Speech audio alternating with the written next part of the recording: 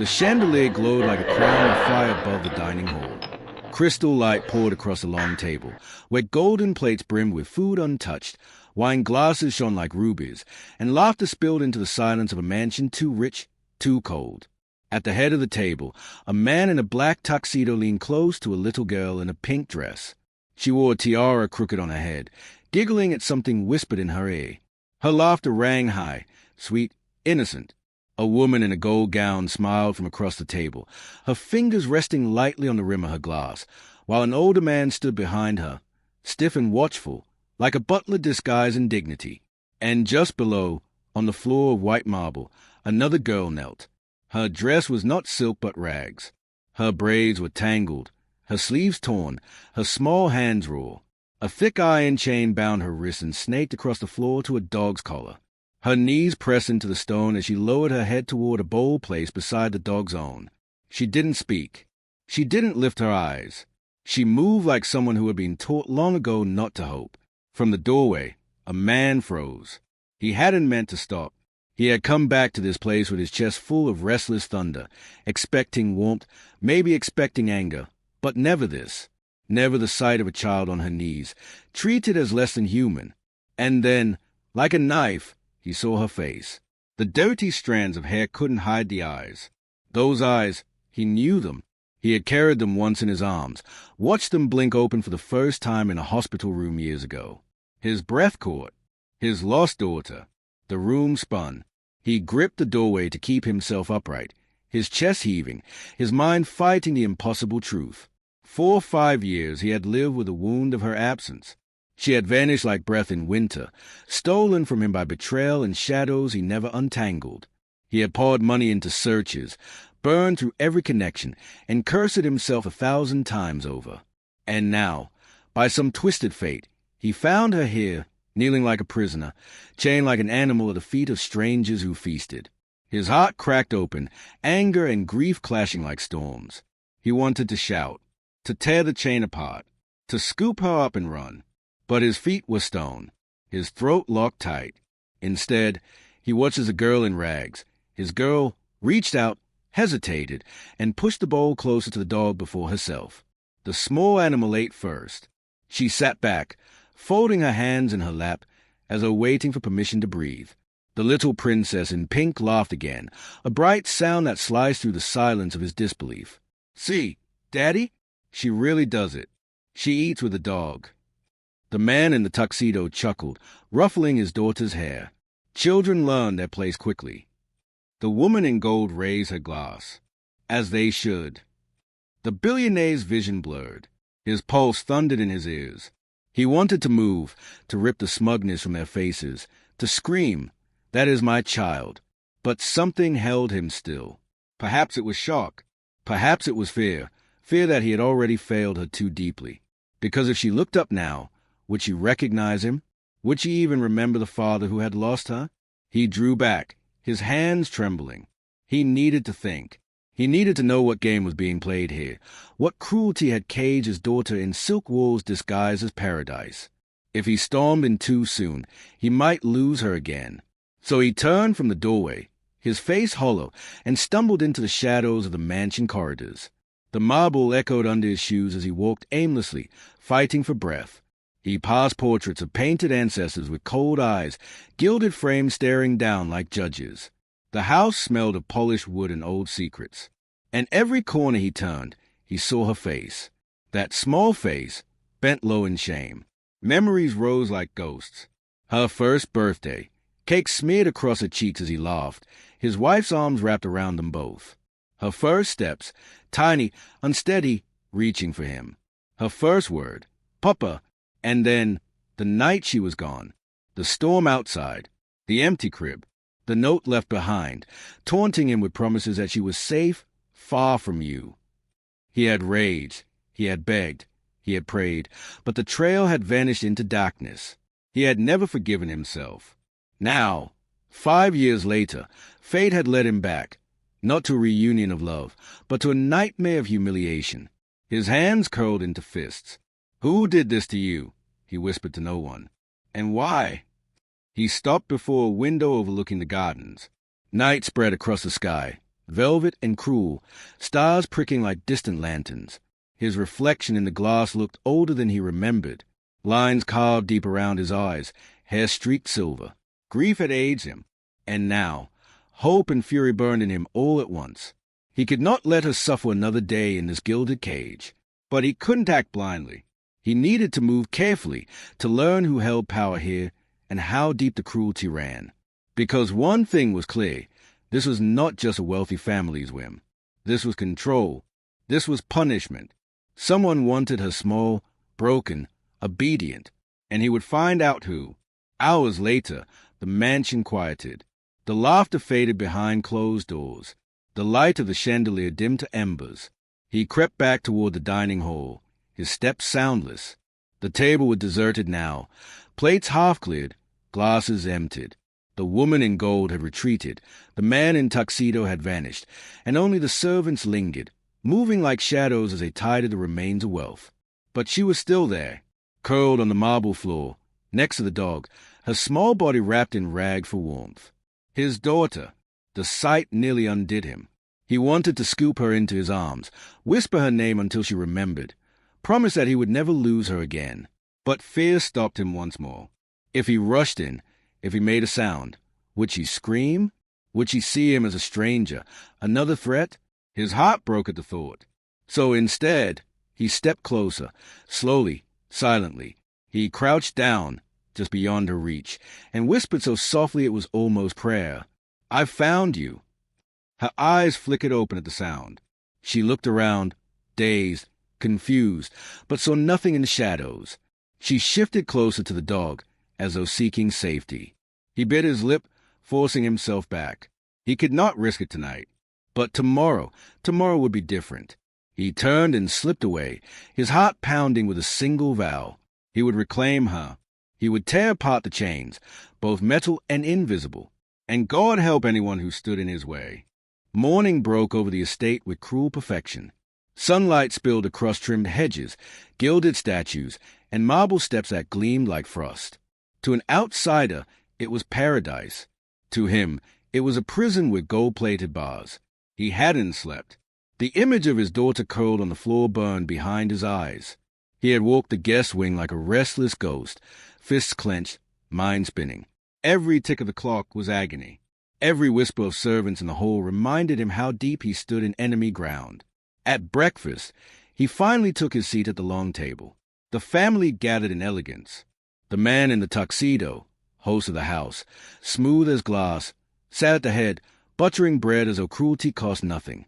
The women in gold stirred her tea with unbothered grace. Their little girl twirled her spoon and chatted about dolls, dresses, and the funny sister who ate with dogs. And then his daughter entered, not with the grace of a child loved, but with a shuffle of servant. Her head bowed, eyes lowered, rags hanging loose. She carried a tray heavier than her arms could bear, trembling as she set it on the table. "Careful," the woman snapped, not even glancing up. "Don't spill again, or you'll regret it." The girl flinched. His heart twisted. She looked thinner in the light. Fragile, pale, but when she set the last dish down, she stole a glance toward him, just a flicker, barely a heartbeat, and his breath stopped. Had she recognized him, or was it only his desperate hope? He forced himself calm, swallowing the storm inside. If he revealed his truth too soon, the house might shut its doors around her, sealing her away from him forever. He needed to play their game, at least for now. So he smiled faintly, lifted his coffee cup, and said nothing. The days passed like an unending test of will. By daylight, he played guest. He dined, he conversed, he toured the estate. He listened to the tuxedoed man brag about business conquests, about power and reputation. He let the woman in gold parade her jewelry, her charities, her perfect facade of grace. But in every moment, his eyes searched for his daughter. He learned her routine. She rose before dawn to clean the marble floors. She tended the garden while the family slept. She served at every meal, silent, unseen, except when mocked. And at night, she curled in the servants' quarters beside the dog she treated as her only friend. He followed quietly, hiding in shadows, memorizing every detail of her days. Each time she bent underweight, Each time she flinched at a harsh word, he died a little more inside. But each time she reached down to pet the dog, each time her lips curled into the faintest smile at its wagging tail, he clung to hope. His daughter was still in there. Not broken, not lost, just waiting. One night, as he lingered near the kitchens, he wasn't alone. "You shouldn't be here." The voice was soft, female. He turned to see her, the governess. She was younger than the mistress, dressed plainly, with tired eyes that hinted at years of swallowing silence. She held a basket of linens, her hands red from labor. "You're new," she said, lowering her voice. "You don't know how things work here." His eyes narrowed. "Then tell me." She hesitated, glancing down the hall. "It isn't safe." "Neither is silence," he said. Something in his tone made her pause.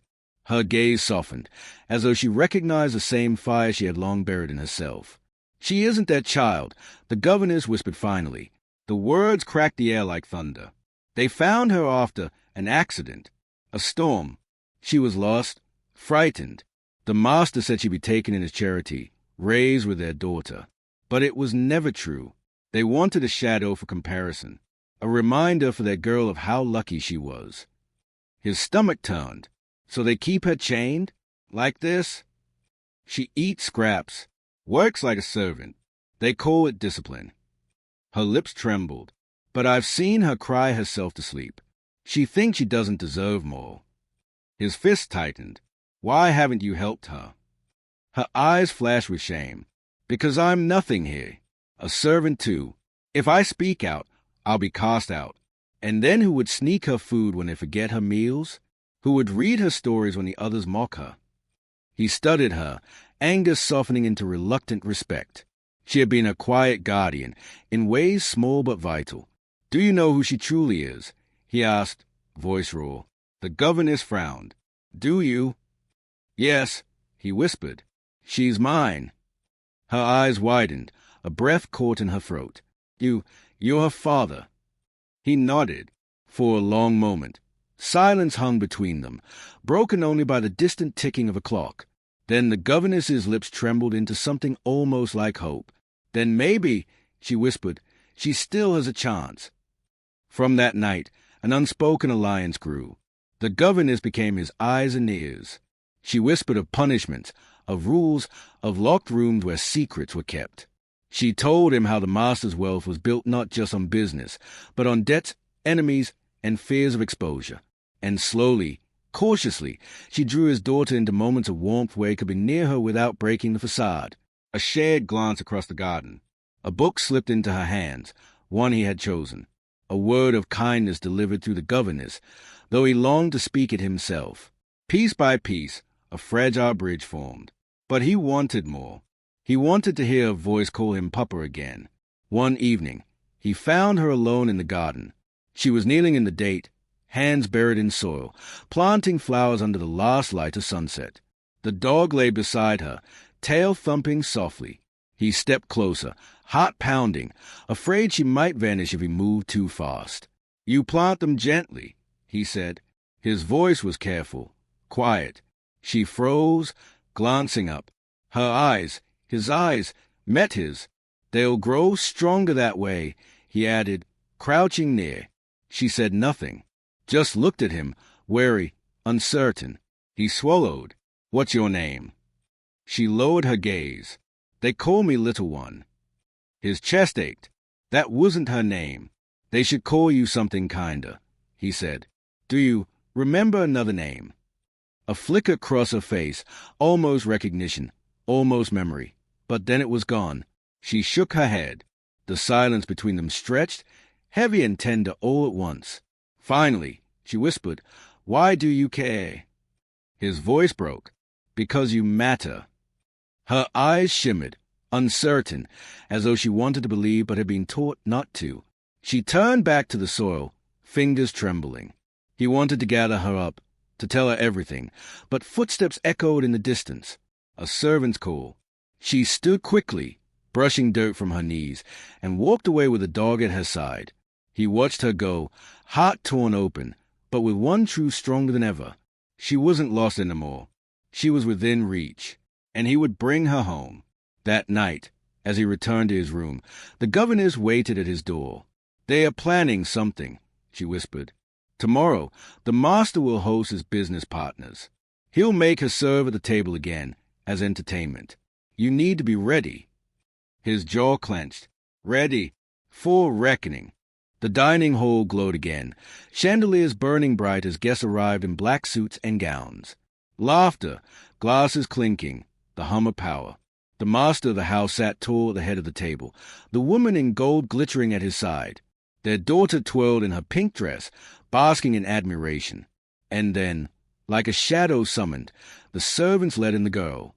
Rags, chains, bare feet on marble, a bowl in her hands. A hush fell. Guests leaned forward, some smiling in cruel amusement, others pretending not to notice. The master smirked. "A little reminder," he said smoothly, "of discipline. Even the smallest creature can learn its place." The girl kept her eyes down, cheeks burning, the dog tugging softly at the chain beside her. And from across the table, the billionaire's chest tightened until he could hardly breathe. This was it. He rose slowly, every eye turning toward him. "Enough," he said. The word sliced through the hole like a blade. The master blinked. "Excuse me." The billionaire's gaze burned. "She's not your lesson. She's not your entertainment. She's not your servant." A murmur rippled among the guests. The woman in gold stiffened. The little princess frowned, confused. The master chuckled, but there was steel beneath it. "You're a guest in my home. Sit down before you embarrass yourself." But he did not sit. He stepped forward, eyes never leaving the girl on the floor. "She is my daughter," he said, voice breaking, strong and raw all at once. Gasps echoed. The girl froze, bowl trembling in her hands. The master's smile cracked. "Your daughter? Don't be absurd. She's nothing but—" "Say it," the billionaire growled. "Say the word you've used to crush her, and then look me in the eye while you do." Silence stretched heavy. The girl's hand shook, tears spilling down her cheeks. Her gaze flickered up at him, uncertain, afraid to believe. He took another step, softer now, speaking only to her. "You remember," he whispered. "You remember me, the stories I told you at night, the way I carried you on my shoulders, the way you called me." His voice cracked. "Papa." The bowl slipped from her hands, clattering to the floor. Her lips parted, trembling. "Pa! Pa!" The world seemed to stop. Tears blurred his vision. He opened his arms. "Yes, sweetheart, it's me. I found you." And then she was running, chains dragging, rags tearing, dog barking beside her. She flew into his arms with a sob so fierce it broke the whole silence into shards. He caught her, lifting her high, holding her close as though he'd never let go again. Gasps turned to whispers, whispers to shock. The master slammed a hand on the table. "Enough of this nonsense." But the billionaire's voice thundered back. "No, it ends tonight." The governess stepped forward then, trembling but strong, her voice clear. "She is his child. I've seen it. I've known it all along. You've hidden her, abused her, kept her small to feed your pride. But no more." Guests shifted uneasily. Some looked disgusted, others ashamed. The weight of truth pressed heavy in the glittering room. The woman in gold tried to stand, but her voice faltered. We did what was necessary." "Necessary?" His fury shook the chandeliers. "You starved her, chained her. You made her eat from a bowl like an animal. And you call it necessary." No one answered. The master's mask of control slipped. "You think you can take her from me? From this house?" The billionaire's jaw tightened. "Not think. No." He turned, wrapping his coat around his daughter, shielding her from their stays. "We're leaving." The master stood, fists clenched, but the room had shifted. Guests whispered, eyes turned cold. His reputation, his empire of image, was crumbling under the weight of scandal. If he moved now, if he forced his hand, he would lose everything. So he stayed frozen, choking on his own silence, as the billionaire carried his daughter out into the night. The air outside was crisp, sharp with freedom. Stars wheeled overhead. The girl clung to him, her tears soaking his shoulder. Papa, you came.